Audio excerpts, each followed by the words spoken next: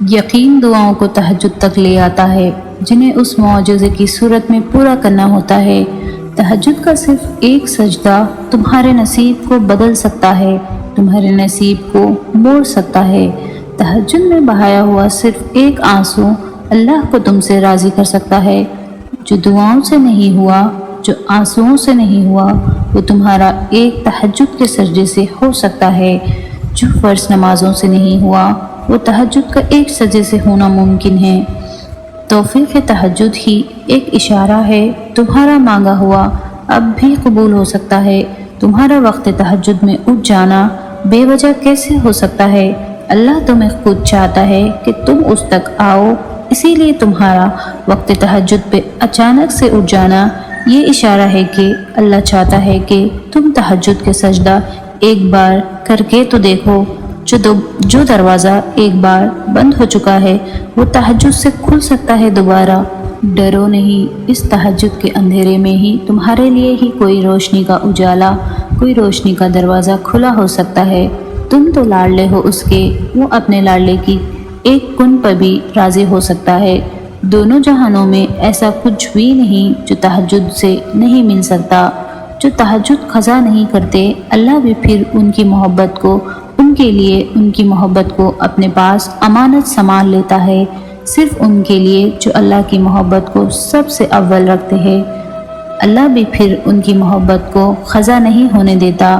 تم اس کی محبت کا حق ادا تو کرو، پھر وہ تمہاری محبت کا بھی حق ادا کر دے گا۔ تم اللہ کی چاہت کے آگے اپنا سر تو جھکا دو، پھر وہ تمہاری چاہت کے آگے یہ دنیا جھکا دے گا۔ تم اللہ کے فیصلوں پر دل سے راضی ہو جاؤ، پھر وہ تمہاری دعاؤں پر بھی راضی ہو جائے گا۔ صرف ایک دفعہ اس کی چاہت کے لیے ہاتھ تو اٹھا کر دیکھو، پھر وہ تمہاری چاہت کو تمہارا نصیب لکھ دے گا۔ رات کی آخری پہر میں مانگی ہوئی دعاؤں میں بہت طاقت ہوتی ہے، کیونکہ اس میں اللہ کی چاہت موجود ہوتی ہے انسان کی رضا سے زیادہ، اور جن دعاؤں میں اللہ کی رضا موجود ہو پھر ان کے لیے آسمان سے کن اتار دیا جاتا ہے۔ سارے نمازوں میں سے ایک نماز ایسی ہوتی ہے جس میں آپ اللہ سے گفتگو کر سکتے ہیں، آپ اللہ سے مانگ سکتے ہیں، آپ اللہ سے رو رو کر گڑ گڑا کر مانگ سکتے ہیں اور دل کھول کر اپنی ساری باتیں بتا سکتے ہیں، اور اللہ سنتا بھی ہے، کیونکہ اس وقت آپ اکیلے پن کی جہاں میں ہوتے ہیں، اور اکیلا پن صرف تہجد کی نماز میں آپ کو ملتا ہے، جس میں آپ سکون سے اللہ سے مانگ سکتے ہیں، جس میں آپ اپنا پورا وقت اللہ کو دیتے ہیں، دل سے دعا کرتے ہیں۔ کبھی کبھی میں بہت ٹوٹ چکی ہوتی ہوں، اللہ سے کوئی شکوہ کرنا ہو تو اور کچھ مانگنا ہو تو اس رب سے سکون ہو کر مانگ سکتی ہوں۔ پھر میں تہجد پڑھتی ہوں، تہجد میں اللہ سے رو رو کر مانگتی ہوں، دل سے مانگتی ہوں۔ تہجد کے بعد کا دن بہت اچھے سے گزرتا ہے کہ ہاں میں نے اللہ کو وقت دیا ہے، میں نے اللہ کو اپنے دل کی ہر بات بتائی ہے، اور تہجد اس بات کی خود دلیل ہے۔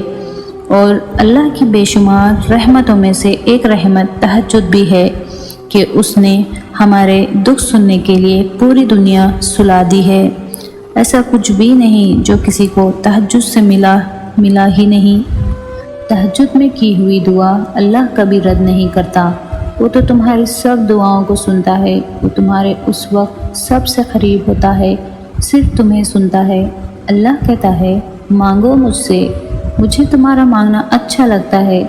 کیسے ہو سکتا ہے کہ میں تمہیں عطا نہ کروں جو تم مانگو؟